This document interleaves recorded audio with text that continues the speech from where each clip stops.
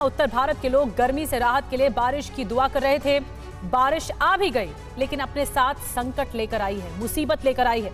हरिद्वार में भारी भरकम गाड़ियां नदी में कागज की तरह बहती हुई नजर आई और ये मंजर देखकर लोग कांप गए हैं, डर गए हैं। भयानक मंजर है ये। लगातार बारिश की वजह से हरिद्वार में गंगा नदी का जलस्तर अचानक से बढ़ गया और इस वजह से वहां छोटी नदियां और नालों ने भी रौद्र रूप अख्तियार कर लिया है। और इसी के बाद हरिद्वार में एक बड़ा हादसा भी हो गया, जहां कई गाड़ियां गंगा नदी के इस पानी में तिनके की तरह बहती हुई नजर आ रही है। जो तस्वीरों में आप देख रहे हैं, ये गाड़ियां सुखी नदी के पास बनी पार्किंग में खड़ी हुई थी और पार्किंग से बहते हुए इस तरह नदी में आ गई। लेकिन कुछ ही मिनट में आप देख रहे हैं गंगा नदी का पानी पहुंचा और इन गाड़ियों को बहा ले गया। इसके अलावा बारिश की वजह से हरिद्वार के कई घरों में भी कई फीट तक पानी भर गया है। देखिए तस्वीरें आप दिखा रहे हैं हम आपको।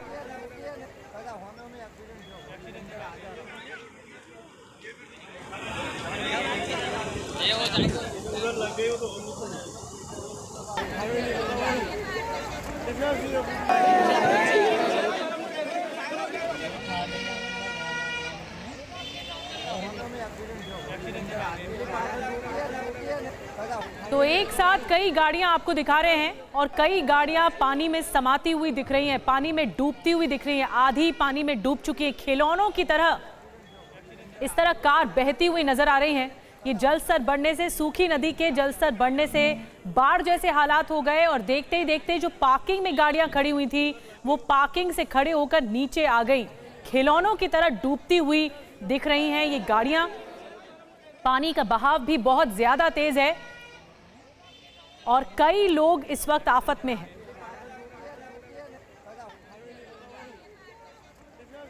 तो ये देखिए, ये तस्वीर देखिए जिसमें ये व्हाइट कार को आप देख रहे हैं पूरी तरह से डूबी हुई दिख रही है। फिर ये ब्लैक कार जिसमें आप देख रहे हैं, ये दूसरी तस्वीर, तीसरी तस्वीर, यहाँ पर लोग भी हैं, चौथी तस्वीर, पांचवी तस्वीर, एक साथ आपको कई तस्वीरें दिखा रहे हैं। ये देखिए छठी तस्वीर, कारें डूबती हुई दिख रही हैं, पूरी तरह जलमग्न हो गई हैं। सोचिए उन लोगों का जो लोग कार पार्क करके गए होंगे और अचानक जब लौटे तो देखा कार नदी में डूब चुकी है। इस तरह तैरती हुई नदियों में कार दिखाई दे रही है, खिलौनों की तरह तैर रही है। कई गाड़ियां एक साथ बहती हुई नजर आ रही हैं। तो तस्वीरें आपको दिखा रहे हैं एक एक करके। ये बहुत डरावनी तस्वीर है, किसी बड़े हादसे को न्योता दे रहे हैं, क्योंकि बारिश हुई, बारिश के बाद जलस्तर बढ़ा और सूखी नदी में बाढ़ जैसे हालात आ गए। देखिए आप ये तस्वीरें जिसमें कारें जो है वो डूबती हुई नजर आ रही हैं और सूखी नदी में बाढ़ जैसे हालात बन गए, खिलौनों की तरह कारें बहती हुई नजर आई। ये बारिश का आफतकाल है जो इस वक्त सामने है। सवाल है कि आखिरकार मौसम इतनी तेजी से क्यों बदल रहा है, जिसकी जानकारी मौसम विभाग भी नहीं बता पा रहा ठीक और सटीक। आईएमडी ने बाकायदा इसकी वजह भी बताई है। आपको बता दें कि ये सूखी नदी की वजह से जो हालात बने, अब आपको बताते हैं जो आईएमडी की तरफ से बताई जा रही है वजह। मौसम विभाग आखिर बता क्यों नहीं पा रहा सही वजह। बंगाल, बिहार, यूपी तक अभी ज्यादा बारिश नहीं हुई है। दूसरी बात ये कि मॉनसून की रफ्तार हल्की है, धीरे धीरे आगे बढ़ रहा है, ये मौसम विभाग कह रहा है, लेकिन आलम कुछ और ही है। तीसरी बड़ी बात, अचानक एमपी से मॉनसून की एक धारा आ गई। और चौथी बड़ी बात, किसी को इतनी ज्यादा मात्रा में नमी की उम्मीद नहीं थी या बारिश की उम्मीद नहीं थी। पांचवी बड़ी बात, मॉडल पकड़ नहीं पाया, तेजी से बादल बने और मूसलाधार बारिश शुरू हो गई। तो मौसम विभाग भी इस बात की जानकारी नहीं उपलब्ध करा पाया, सही जानकारी कि बारिश इतनी ज्यादा अचानक से क्यों हो गई। और हरिद्वार में पानी में बही कारों को निकाला जा रहा है। अब कल गंगा नदी में आए उफान के बाद कई कारें बह गई थी एक साथ। हरिद्वार पुलिस ने जल पुलिस के सहयोग से राफ्ट के जरिए सभी श्रद्धालुओं को सुरक्षित बाहर निकाला है। सुरेश्वरी देवी मंदिर राजाजी टाइगर रिजर्व के वन क्षेत्र में स्थित है और मंदिर जाने के लिए बरसाती नदी से होकर गुजरना पड़ता है और यही बरसाती नदी इतना ज़्यादा कारण बन गई इन कारों के डूबने का।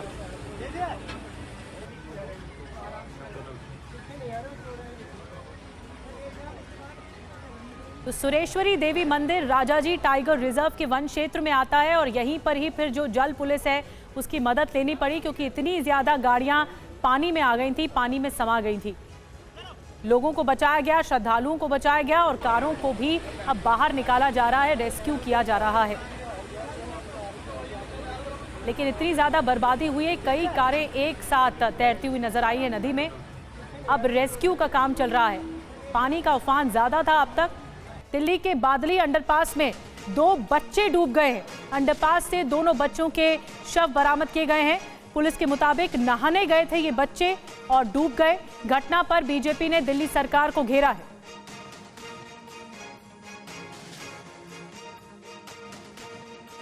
दुखद हादसा हो गया। बच्चे नहाने गए थे लेकिन कोई रोकने वाला नहीं था। उसके बाद ये बच्चे डूब गए। पुलिस के मुताबिक अब बीजेपी इस पूरे मामले पर सियासत भी तेज हो रही है। बीजेपी ने दिल्ली सरकार को इस घटना को लेकर घेरा है।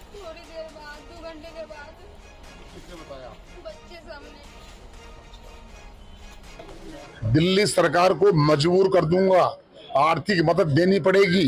दिल्ली के एलजी साहब के पास लेकर जाऊंगा इस बहन लक्ष्मी देवी को। इनको 25 लाख रुपए का मुआवजा दिल्ली की सरकार तुरंत घोषित करे। मैं अभी पत्र लिखूंगा एलजी साहब को, पत्र लिखूंगा दिल्ली के मुख्यमंत्री को। कहाँ का एड्रेस लिखूं? सेंट्रल जेल का एड्रेस लिखूं?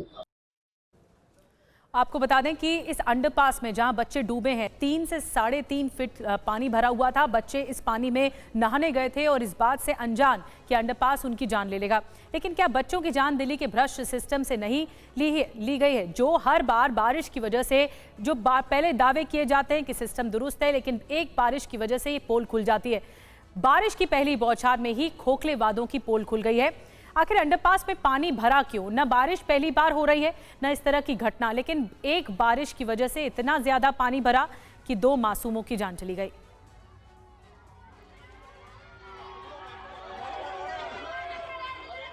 तो दिल्ली के बाद आगे बढ़ते हैं। अब आपको राजस्थान की तस्वीरें दिखाते हैं, जहां बीकानेर में बारिश से हाल बेहाल है। मॉनसून की पहली बारिश में ही सड़कें समंदर सरीखे लगने लगी हैं। जहां बारिश से लोगों को राहत मिली है तो मॉनसून की ये बारिश आफत बनकर आई। आप देख पा रहे हैं तस्वीरें, कैसे गलियों में पानी भरा है और मानो जैसे कोई नदी बह रही हो। और ये सड़क है।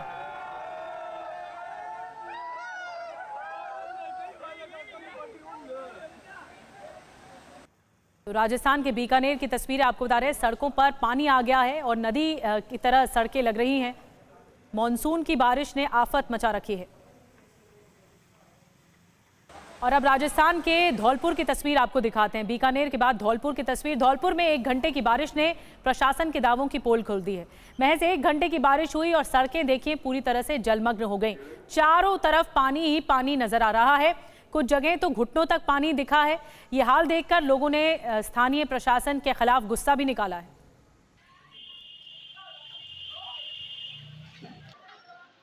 तो तस्वीरें आपको दिखा रहे हैं। पहले हमने राजस्थान के बीकानेर से तस्वीर दिखाई, कैसे नदी का पानी सड़कों तक आ गया और सड़कों पर सैलाब दिख रहा था। वहीं दूसरी तरफ धौलपुर से तस्वीरें देखिए, जहां पर जरा सी बारिश ने हालात को खराब कर दिया है और हर जगह पानी पानी नजर आ रहा है। ये 2 तस्वीरें देखिए, पहली बारिश में आफत किस तरह पसरी है। धौलपुर में सड़कों पर पानी भरा है, वहीं बीकानेर से भी तस्वीरें आप तक पहुंचा रहे हैं। लोगों की मुसीबतें अचानक से बढ़ गई हैं।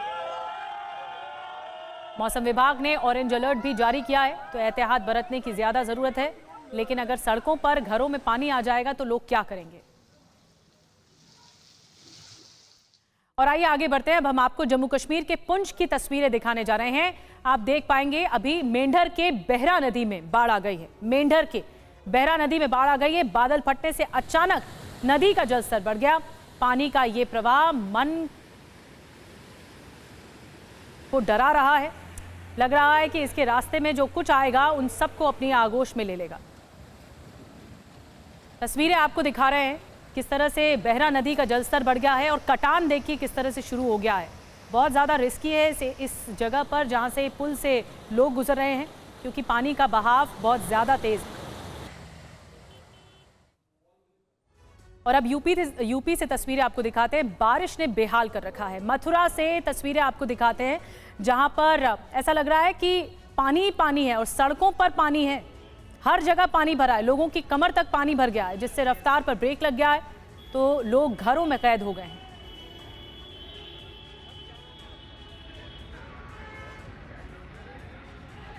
देखिए ये सड़क है जहां पर इस तरह साइकिल चालक दिखाई दे रहे हैं और घुटनों तक, लोगों के कमर तक पानी भर गया है। मॉनसून शुरू नहीं हुआ कि पानी हर तरफ दिखाई दे रहा है और कई राज्यों के हालात कुछ ऐसे ही हैं, कई शहरों के हालात ऐसे ही। मथुरा से तस्वीरें आपको दिखा रहे हैं, सड़कें समंदर बन गई। ये मेन सड़क है जो आप देख रहे हैं, जहां पर सड़क पर लबालब पानी भरा है। एक तरह से पानी का सैलाब आ गया है, लोगों को नाव तक चलानी पड़ रही है और लोगों के घुटनों तक, कमर तक पानी भर गया है। एक और तस्वीर आपको मथुरा से दिखाने जा रहे हैं। ये तस्वीर भी बारिश को लेकर अधूरे इंतजाम का सबूत है, पोल खोलती है। आप देख सकते हैं कैसे सड़क पानी से लबालब भरी है और यहाँ पर भी बीचों बीच सड़क के पानी भरा हुआ है और लोग गाड़ियां चला रहे हैं।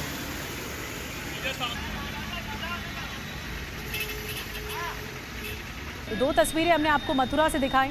मथुरा ही नहीं, कमोबेश ऐसे हालात हर शहर में इस वक्त दिखाई दे रहे हैं। यूपी, राजस्थान के कई शहरों का हाल हम आप तक पहुंचा रहे हैं। पानी इतना भर रहा है, आप तो देख रहे हो कि कितना पानी है। वहीं से घुटने घुटने पानी आया जा रहा है, सारे बैग कपड़े सब गीले हो गए। पूरा जलमग्न हो रहा है, पूरा भरा हुआ है। मौली रोड, कंकाली मंदिर, सब अधिकारी लोग घूम रहे हैं इधर साइड। 1.5 घंटे से खड़े हुए, ना पानी निकास हो रहा है, नहीं कुछ हो रहा है। साफ नहीं हुए नाले, पानी बड़े पड़े, जूता उतार के पेंट गंदे, मिट्टी कैसा पानी हो रहा है। फोड़े फुंसी बीमारी, हर बीमारी फैलेंगी, कैसे काम चले, क्या हालत हो रही है, निकला नहीं जा रहा है। हम बहुत हालत खराब है मथुरा की। हमारी पंचर की दुकान है, सब सामान डूब गो। सफाई तब भई है जब बारिश आ गई पूरी तरीके से। और मथुरा के बाद आगे बढ़ते हैं। अब आपको यूपी के ही मुरादाबाद की तस्वीर दिखाने वाले हैं। मुरादाबाद में इतनी भारी बारिश हुई है कि सड़कों पर पानी भर गया है। यहाँ भी ये देखिए आलम क्या है। सड़कों को पार करने के लिए नाव का सहारा लेना पड़ा। लोगों को बचाने के लिए प्रशासन बोट की मदद दे रहा है। ये तस्वीरें भोलेनाथ कॉलोनी की हैं।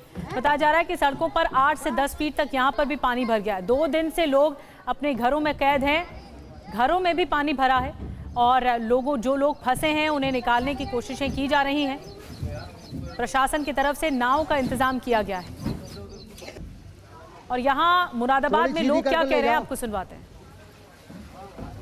सर ये कोई निकासी नहीं है, नाले का लेवल और ये एक हो जाता है। कितना पानी है? सर ये डूबा हुआ है, पानी डूब जाएगा इंसान।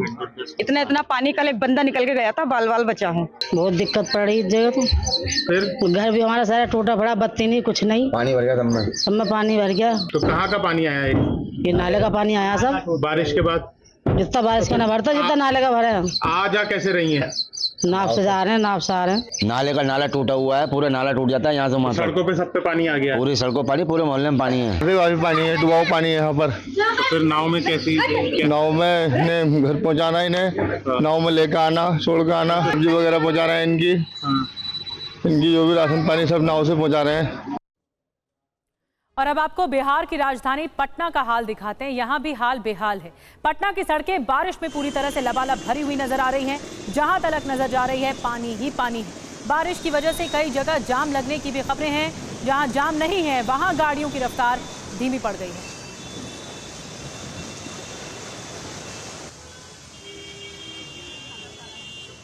तो पटना के हालात आपको दिखा रहे हैं। देखिए गाड़ियां रेंगती हुई नजर आ रही हैं। यहां पर भी सड़कों पर पानी ही पानी दिखाई दे रहा है।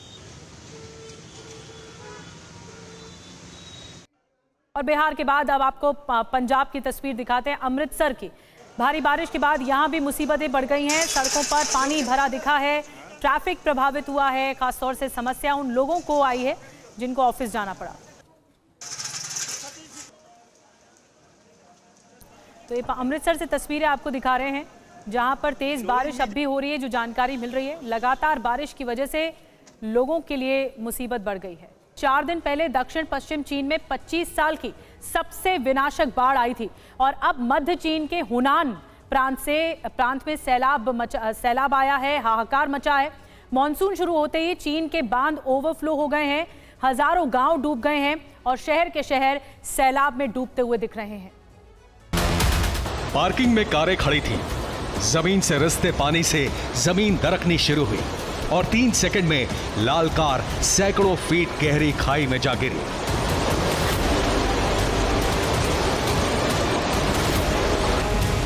ये पहाड़ों की गोद में बसा चीन का हुनान प्रांत है। यहां 1 हफ्ते से हो रही बारिश और बाढ़ के बाद जब पानी उतरा तो हर तरफ तबाही दिखने लगी।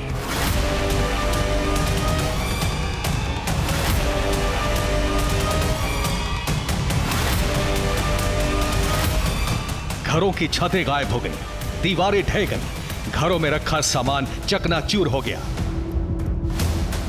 जो घर कल तक आबाद थे वो कबाड़ के ढेर की तरह दिखने लगे।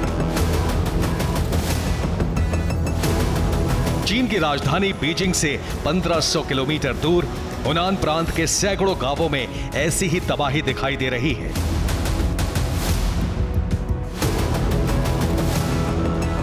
लेकिन अब हुनान प्रांत के शहरों में आए सैलाब और तबाही का ड्रोन वीडियो देखिए।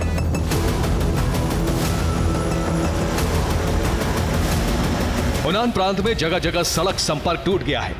जहां हाईवे होते थे वहां अब नदी का पानी बह रहा है। जमीन गायब हो गई है, इमारतें पानी में खड़ी दिखाई दे रही हैं। चीन के मौसम विभाग ने दक्षिण पश्चिम और मध्य चीन में बारिश का रेड अलर्ट जारी किया था, लेकिन बारिश के साथ आए तूफान ने सबसे ज्यादा तबाही हुनान प्रांत में मचाई है। हुनान के चांगदे और अनहुई और वांगशान शहरों में जून महीने में 740 मिलीमीटर से ज्यादा बारिश हो चुकी है। चीन के डैम ओवरफ्लो हो रहे हैं। चीन के सरकारी आंकड़े कहते हैं कि सैलाब में अब तक 58 लोगों की जान चली गई है, लेकिन वास्तविक आंकड़ा और बड़ा हो सकता है। Bureau report, TV9 Bharatvarsh. और एक बड़ी खबर आ रही है, आपको बता दें, केदारनाथ के गांधी सरोवर के ऊपर हिमस्खलन हुआ है। किसी के हताहत होने की खबर नहीं है। राहत की बात यह है, ग्लेशियर टूटने से ये एवलांच आया है, जो जानकारी इस वक्त मिल रही है। केदारनाथ के जो गांधी सरोवर है, वहाँ गांधी सरोवर के ऊपर हिमस्खलन हुआ है और किसी के हताहत होने की खबर नहीं। ये जो आप एरो के सहारे देख रहे हैं, यहीं से ही हिमस्खलन हुआ है। ये ग्लेशियर है जो पिघलना शुरू हुआ और हिमस्खलन बर्फ का एक मोटा हिस्सा ऐसा लग रहा है कि नीचे गिर रहा है। तस्वीरें सामने आई हैं। गनीमत यह है, राहत की बात यह है कि कोई भी हताहत नहीं हुआ है। एहतियातन कदम उठा लिए गए हैं। और एक बार फिर मैदान का दिल्ली का रुख करते हैं। दिल्ली में बरसात में वाटर ट्रीटमेंट प्लांट खराब हो गया है। चंद्रवाल ट्रीटमेंट प्लांट का मोटर खराब हो गया है। कई इलाकों में पानी की सप्लाई पर इसका गहरा असर पड़ा है। जल मंत्री आतिशी ने प्लांट का निरीक्षण किया है। प्लांट लगभग 80% ठीक है और बताया जा रहा है उनकी तरफ से, और जल्द इसे ठीक कर लिया जाएगा। चंद्रावल वाटर ट्रीटमेंट प्लांट जो है वो खराब हो गया है, जिसकी वजह से पानी का सप्लाई प्रभावित हुआ है।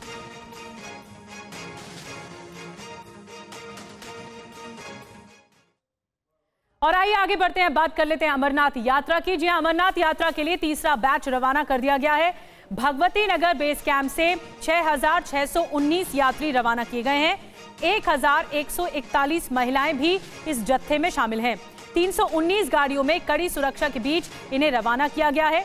तो अमरनाथ यात्रा की हर तस्वीर हम आप तक पहुंचा रहे हैं। और जो ये तीसरा बताया जा रहा है, तीसरा बैच है जिसे रवाना किया गया है। कड़ी सुरक्षा यहाँ पर बरती जा रही है। सुरक्षा के चाक चौबंद बंदोबस्त किए गए हैं। इस बार अमरनाथ यात्रा में कई यात्री दर्शन करने पहुंच रहे हैं और सिक्योरिटी के लिहाज से बड़ी व्यवस्था की गई है।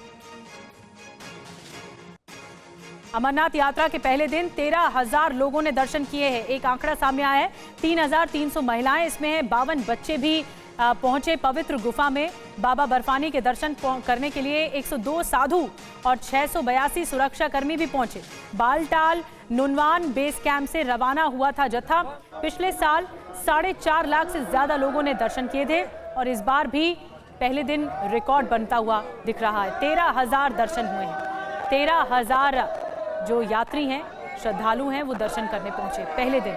दूसरे दिन भी जो है वो रवाना किया गया है भक्तों का जो जत्था, और उसकी तस्वीर भी हम आप तक पहुंचा रहे हैं।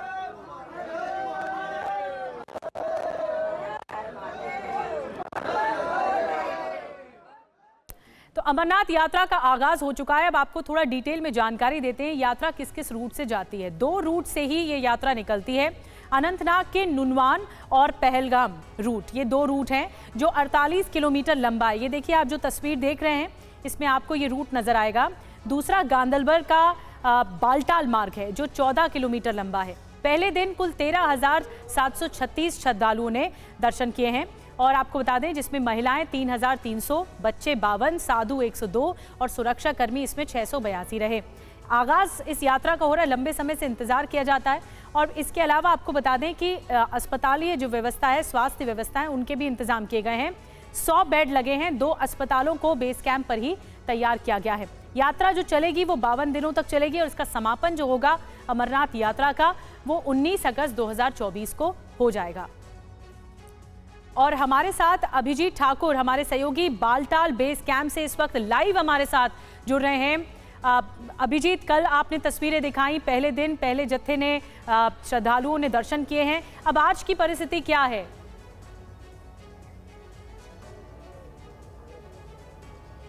जी, कल ये संख्या जो बालटाल बेस कैंप से है वो 7,000 से ज़्यादा थी, 7500 के आसपास, और आज भी संख्या लगभग उतनी रहने की उम्मीद जताई जा रही है। हालांकि जो आधिकारिक जो संख्या होती है वो शाम तक रिलीज़ की जाती है, लेकिन अभी जो हमें जानकारी सूत्रों से मिले वो भी 7,000 के आसपास यात्री आज भी यहाँ से रवाना हुए हैं दर्शन करने के लिए। चूँकि ये सिर्फ 14 किलोमीटर लंबा रूट है, हालांकि खड़ी चढ़ाई है, लेकिन इसके बावजूद यहाँ पर लोग पिट्ठू पर बैठकर या फिर पैदल यात्रा करते हुए भी लोग जाते हैं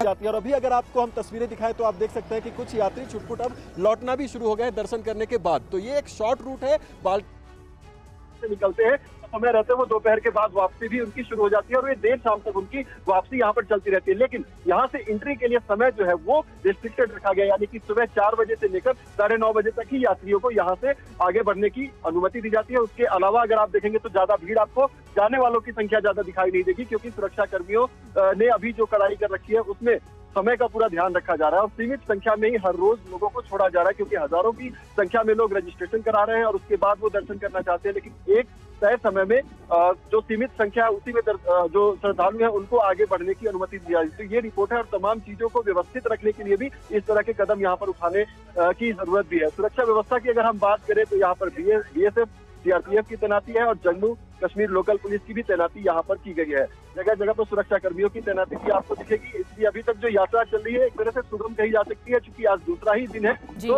यात्रियों में उत्साह भी है और उस सुबह बिल्कुल 3 बजे से ही यहाँ पर लंबी कतार जो है वो लगनी शुरू हो जाती है यात्रा प्रारंभ करने के लिए। बिल्कुल उत्साह, उमंग, बम बोले के नारे और जोश श्रद्धालुओं में जबरदस्त देखने को मिल रहा है अमरनाथ यात्रा की शुरुआत से ही। शुक्रिया अभिजीत आपका। अमरनाथ यात्रा के दौरान जयपुर इंफॉर्मेशन सेंटर ने एक शानदार पहल भी कर दी है।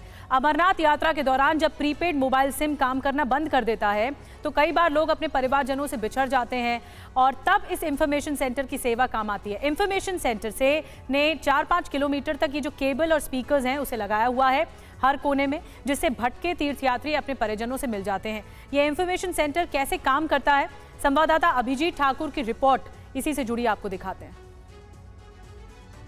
यहाँ पर अगर लोग अपने परिजनों से या फिर जो समूह में आए हैं उनसे अगर बिछड़ जाते हैं तो इस तरह के कंट्रोल सिस्टम और ये सेवा समूहों द्वारा स्थापित किया जाना और उनकी मदद करना, और उसके अलावा इतना ही नहीं, अगर कोई अपने परिवार के साथ आया, बच्चों को यहाँ छोड़कर जा सकते हैं और उसके अलावा भोजन की और रहने की व्यवस्था भी इनके द्वारा की जाती है। तो यही जो सेवाएं हैं उसके दम पर ये अमरनाथ यात्रा प्रशासन की व्यवस्था के साथ साथ दिन ब दिन और बेहतर होती जा रही है। और आज जब हम यहाँ पर पहुँचे हैं तो यहाँ पर की व्यवस्था भी आपको दिखाई देते हैं। ये जयपुर के मंडल द्वारा की गई है और देख सकते हैं आप कि जिस जगह पर कोई कंस्ट्रक्शन नहीं किया जा सकता वहाँ पर एक मेकशिफ्ट अरेंजमेंट जो है, इतना बड़ा हॉल बनाया गया है ताकि जितने भी यात्री यहाँ पर आएँ वो यहाँ पर विश्राम कर सकते हैं। उसके अलावा भोजन की व्यवस्था है यहाँ पर की गई है, लोग आराम से यहाँ पर खाना खाते हुए आपको दिखाई देंगे। तो ये जो व्यवस्थाएं हैं वो यहाँ पर की गई हैं। और उसके अलावा आप बाबा बर्फानी के दर्शन के लिए तो जाते ही हैं, लेकिन बाबा बर्फानी के दर्शन के अलावा जब तक आप यहाँ पर आराम कर रहे हैं तब तक भी आप यहाँ पर शिव की भक्ति में लीन हो सकते हैं। देखिए ये पर्दा यहाँ पर हट रहा है और कितनी विशाल मूर्ति यहाँ पर शिव जी की स्थापित की गई है और कितनी सुंदर ये लग रही है। तो इस तरह की भी स्थापना, यानी कि मंदिर और उसके अलावा यज्ञशाला की भी स्थापना यहाँ पर की गई है। यहाँ पर यज्ञ भी होगा, यानी कि ये यज्ञ चलता रहेगा, पूजा अनुष्ठान चलते रहेंगे। आप यात्रा के लिए जाएं, बाबा बर्फानी के दर्शन करें, उससे पहले भी आप यहाँ पर पूजा पाठ और यज्ञ कर सकते हैं और उसके बाद जब आप दर्शन के बाद आते हैं, आप यहाँ पर विश्राम करेंगे, तब भी आप इस भक्ति में लीन रहेंगे। इस तरह की व्यवस्था भी यहाँ पर की गई है। तो पूरी तरीके से धार्मिक और श्रद्धा का माहौल है यहाँ पर, और उस माहौल को बनाने में जो तमाम राज्यों से सेवा समितियाँ आई हैं वो एक महत्वपूर्ण भूमिका अदा कर रही हैं। अभिजीत ठाकुर की एक और रिपोर्ट अब हम आपको दिखाते हैं। सेंटर के लोगों से अभिजीत ठाकुर ने बातचीत की है, वहां के लोग क्या कह रहे हैं आपको सुनवाते हैं। नाम बताएं सबसे पहले सर। रवि जोशी। कहाँ से आप लोग आए हैं? क्या जयपुर से।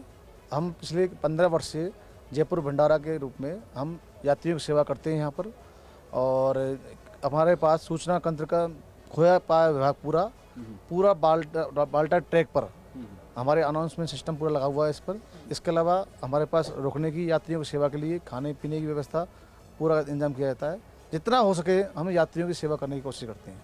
आमतौर पर भंडारा या फिर अन्य सेवाएं लोग स्थापित करते हैं, लेकिन एक इंफॉर्मेशन सेंटर स्थापित करना, उसके लिए कितने स्पीकर्स आपने लगाए होंगे, वायरिंग होता है, पूरा कंट्रोल सेंटर होता है, ये सब चीज़ों की स्थापना करनी पड़ी होगी, ये कैसे हो? लगभग इसमें 125 स्पीकर हमारे यहाँ पूरे ट्रैक पे लगे हुए हैं। 6 किलोमीटर का ट्रैक है। इस 6 किलोमीटर पे पूरी लाइन हमारी डली हुई है।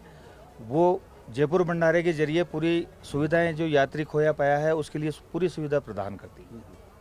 और ये कितने समय तक ये चलता रहेगा? जब तक यात्रा ये जब तक यात्रा रहेगी, जब तक ये शाम पूरा ये सिस्टम जो है ये पूरा ट्रैक पे रहेगा। और ये लगभग सुबह 5 बजे से चालू होता है और रात को 11 बजे तक इसकी सूचना प्रसारित हम यहाँ लोग करते हैं। ऐसे आते हैं जो खो जाते हैं, अपने वो मिलने आते हैं, यहाँ पे बच्चे आते हैं, छोटे छोटे बच्चे आते हैं, उनको भी हम रोकते हैं।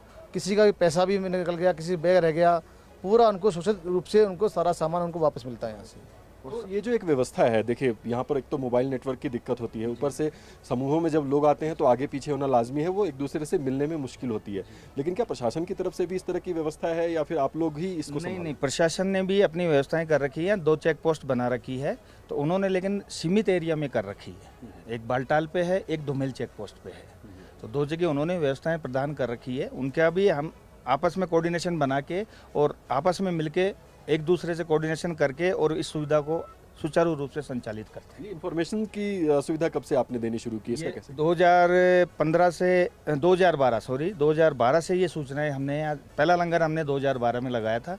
2012 से रेगुलर ये सूचना का जो आदान प्रदान है हम लोग यहाँ से प्रसारित कर रहे हैं।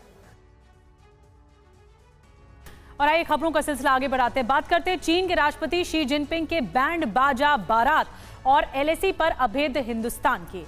एक तरफ हिमालय के शिखर पर भारत के जाबाज जो जवान हैं दुश्मन की किसी भी नापाक हरकत को नाकाम करने के लिए 24 घंटे तैनात हैं, तो दूसरी तरफ खबर है कि चीन के सैनिक उन तकलीफदेह ऊंची चोटियों पर तैनाती से कतराने लगे हैं। आलम तो ये भी हो गया है कि चीन के सैनिक ऊंची पर्वत चोटियों से इस कदर डर गए हैं कि वो वहां न जाने के एवज में सजा तक भुगतने को तैयार भी हैं। ऐसे में अब चीन की सरकार ने सैनिकों को लुभाने के लिए उन्हें शादी और हनीमून का लालच देना शुरू कर दिया है। इसके लिए बाकायदा सरहद पर ही बैंक्वेट हॉल तक तैयार किए जा रहे हैं। रिपोर्ट देखिए। चीन की सेना लगातार अपने चालबाजियों के लिए नए नए कीर्तिमान स्टेब्लिश कर चुकी है, लेकिन अब चीन की सेना ने अपने ही सोल्जर्स को प्रलोभन देकर उनके साथ भी चालबाजी की है।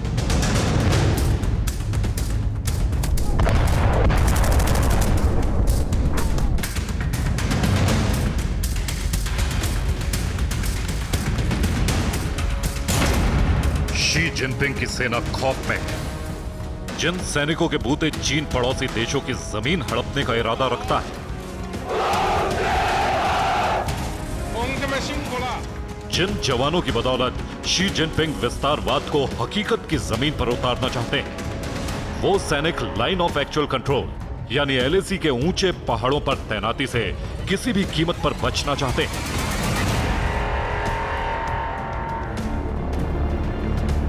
सवाल यह कि चीन की सेना में इस डर की वजह क्या है? क्या एलएसी पर भारत की तैयारी से चीन की सेना पीएलए में खलबली है? क्या गलवान में भारतीय बलवानों से पिटने के बाद चीन के सैनिक डर गए हैं? क्या शी जिनपिंग की सेना में पहाड़ की ऊंची चोटियों पर टिकने की ताकत ही नहीं है? यकीनन ऐसे कई सवालों से जूझ रहे चीन के सैनिक अब हजारों फीट ऊंचाई वाले इन दुर्गम इलाकों में तैनाती से बचना चाहते हैं। यही वजह है कि अब चीन की कम्युनिस्ट सरकार अपने सैनिकों को एलएसी पर हाई एल्टीट्यूड एरिया में तैनाती के एवज में लुभावने ऑफर दे रही है।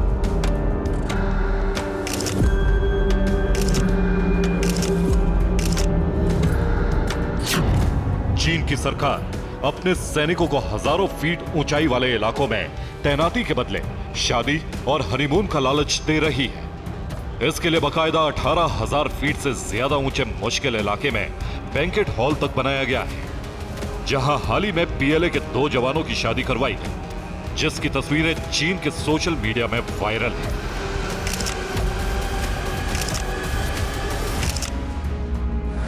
वैसे तो चीन की सेना लगातार अपने चालबाजियों के लिए नए नए कीर्तिमान स्टेब्लिश कर चुकी है, लेकिन अब चीन की सेना ने अपने ही सोल्जर्स को प्रलोभन देकर उनके साथ भी चालबाजी की है। चीन की सेना ने अपने एरिया में यानी अपने सोल्जर्स को हाई एल्टीट्यूड एरिया के अंदर डिप्लॉय करने के लिए शादी और हनीमून जैसे बड़े प्रलोभन दिए हैं। दरअसल चीन के सैनिक लगातार हाई एल्टीट्यूड एरिया से भाग रहे हैं, यहाँ तक कि नौकरियां छोड़कर वो पनिशमेंट पोस्टिंग भी झेलने के लिए तैयार है। लेकिन अब चीन की सेना ने उनकी शादियां इन्हीं पोस्टों पर करानी शुरू कर दी हैं, जिनकी हाइट करीबन 18,000 फीट से ऊंची है, और यहाँ पर उनकी दुल्हनों को ले जाकर बैंक्वेट हॉल तैयार कर उनकी शादियां कराई जा रही हैं। यहाँ तक कि उनको इसके लिए वजीफे भी दिए जा रहे हैं। दरअसल चीन की सेना के सामने सबसे बड़ी दिक्कत यह है कि उसके सैनिक अब हाई एल्टीट्यूड एरिया में रुकना नहीं चाहते।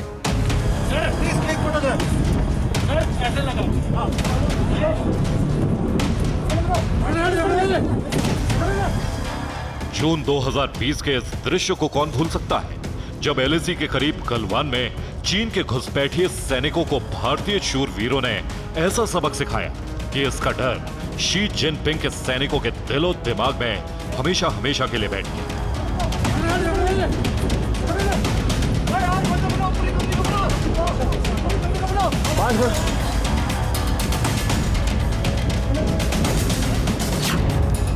इस टकराव में भारत के 20 सैनिक शहीद हुए, जबकि इससे दोगुना ज्यादा नुकसान चीन को हुआ, यानी उसके 40 सैनिक मारे गए। लेकिन सच पर पर्दा डालने की आदत से मजबूर चीन ने अपने सिर्फ 4 सैनिकों की मौत पर ही मोहर लगाई। यानी एक तो ना चाहकर भी मुश्किल हालात में पीएलए के जवानों ने अपनी सरकार के हट की वजह से गलवान में भारतीय जांबाजों से दुश्मनी मोल ली, और ऊपर से अपने ही 40 सैनिकों की मौत को भी चीन की सरकार ने मानने से इनकार कर दिया। ऐसे में अपनी जिंदगी की खातिर चीन के जवानों ने बेहद कठिन हालात वाले इन इलाकों में तैनाती से ही तौबा कर लिया। पीएलए के अधिकारियों के लिए अपने commander in chief Xi Jinping के हुक्म की नाफरमानी नामुमकिन थी, लिहाजा उन्होंने दुर्गम इलाकों में सैनिकों की तैनाती की खातिर कुंवारे जवानों को लुभाने के लिए शादी और हनीमून वाला ऑफर पेश किया। इसी पेशकश का सबूत है ये तस्वीर, जब इतनी ऊंचाई पर चीन के सैनिकों के सामूहिक विवाह कराए जा रहे हैं कि जब उन्हें फौज में ज्वाइन करना होता है तो आप उन्हें सच्चाई से ये नहीं बताते कि उन्हें क्या फेस करने वाले हैं। सो जिस बात के लेकर कि चलिए जी आपकी शादी हो जाएगी इसलिए आप जल्दी से आ जाइए वगैरह वगैरह, तो वो जब सडनली आता है तो उसको इस बात का शॉक लगता है कि उसे डिफिकल्ट एरिया में एक डिफिकल्ट लाइफ व्यतीत करनी है। उससे भी और बड़ी बात है कि वो वहाँ पर ओनली एज अ जॉब करने आता है, एक एक्सपेंशनिस्ट एटीट्यूड के अंदर, और जब आप विस्तारवाद की नीति के साथ चलते हैं तो बच्चों को वो पसंद नहीं आता है।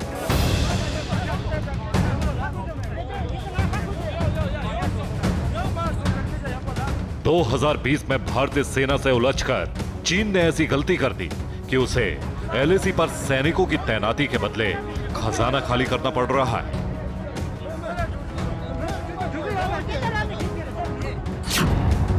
गलवान घटना के बाद चीन को अपने सैनिकों के वेतन में 40% का इजाफा करना पड़ा। इसके बावजूद हाई एल्टीट्यूड एरिया यानी ऊंचाई वाले इन दुर्गम इलाकों में तैनाती के प्रति पीएलए जवानों की बेरुखी कम नहीं हुई। तो अब शी जिनपिंग की सरकार ने अपने सैनिकों के लिए एलएसी के करीब ही बैंड बाजा बारात का इंतजाम किया है। 2020 में चीन के सैनिकों ने भारत की सरजमी पर घुसपैठ की हिमाकत की थी, लेकिन भारतीय रणबांकुरों ने ऐसा करारा जवाब दिया, चीन के जवानों को ऐसे गहरे जख्म दिए कि अब एलएसी पर अपने सैनिकों को टिकाए रखने के लिए चीन की सरकार को बारात घर तक बनाना पड़ा है। यह जगह 18,000 फीट से भी ज्यादा ऊंचाई पर है। यहां पर सांस तक लेने में तकलीफ होती है, कोई भी ज्यादा देर तक यहां पर टिक नहीं सकता। लेकिन भारत के सैनिकों का जज्बा ऐसा है कि वो मुश्किल से मुश्किल हालात में आसानी से रह लेते हैं।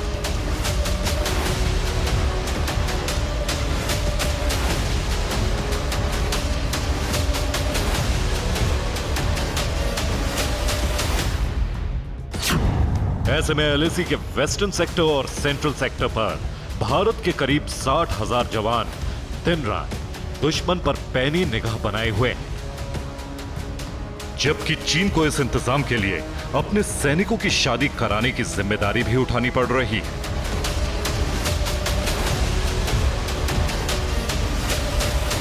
मेन रीजन देखते हैं कि कंट्री स्पेसिफिक, कंट्री के लिए जान देने की जो आदत है जो इंडियन सोल्जर्स में है, वो वहाँ बिल्कुल मिसिंग है, वो वहाँ पैदा ही नहीं हो सकती, क्योंकि ये चॉकलेट सोल्जर जो सिर्फ कंप्यूटर्स और मोबाइल्स पर खेला हुआ बड़ा हुआ है, पैम्पर होकर बड़ा हुआ है, वो डिफिकल्ट एरिया और स्पेशली हाई ऑल्टीट्यूड एरिया की दिक्कतों का सामना कैसे करे। सो ये एक बड़ा स्पेसिफिक रीज़न है जिसके वजह से चाइनीज़ प्रेसिडेंट तो छोड़ दीजिए, बट चाइनीज़ आर्मी PLA को बहुत ज़्यादा तकलीफ और चैलेंजेस हैं। 1996 के एक समझौते के अनुसार भारत और चीन में एलएसी पर हथियार और गोला बारूद के इस्तेमाल की मनाही है। ऐसे में गलवान के बाद दिसंबर 2022 में अरुणाचल प्रदेश के तवांग में भी भारतीय जवानों ने चीनी सैनिकों को कूट कूट कर ही भगाया था। लेकिन चीन की चालबाजी का अंदाजा लगाना मुश्किल है। ऐसे में भारत ने एलएसी पर बुनियादी ढांचे को मजबूत करने के साथ साथ अपने अचूक हथियारों को भी तैनात किया है, जो किसी भी समय चीन को धूल चटा सकते हैं। चीन की कुटिल चाल को नाकाम करने के लिए एलएसी के करीब भारतीय वायुसेना का राफेल फाइटर जेट मुस्तैद है, जिसकी अधिकतम रफ्तार करीब 2000 किलोमीटर प्रति घंटा है, तो कॉम्बैट रेंज 1850 किलोमीटर है। यह लड़ाकू विमान करीब 52,000 फीट की ऊंचाई तक उड़ सकता है। इसमें 30 मिलीमीटर की एक 125 राउंड वाली ऑटो कैनन लगी हुई है।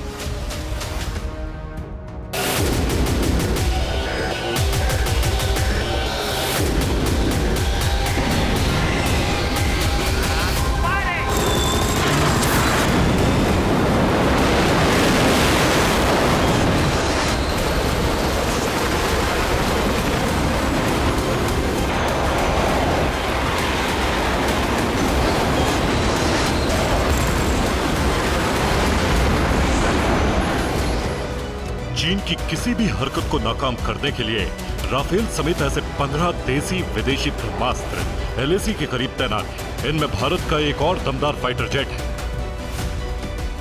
Sukhoi 30 MKI। वायुसेना के पास ऐसे 272 विमान मौजूद हैं।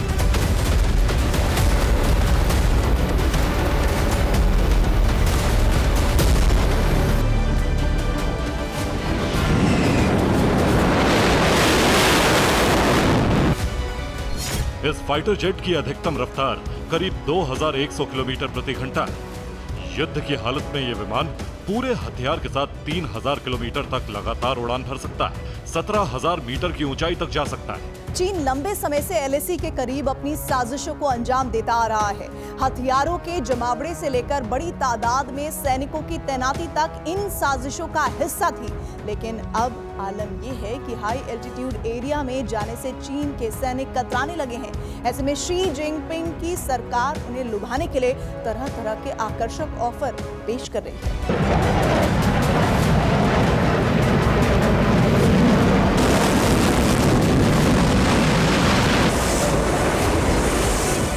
ऊंचे इलाकों में युद्ध लड़ने में भारत को महारत हासिल है, जबकि ऐसे इलाकों में जंग चीन के सैनिकों की सबसे कमजोर कड़ी है। इस वजह से भी PLA के जवान इस मुश्किल भरी तैनाती से दूर रहना पसंद करते हैं।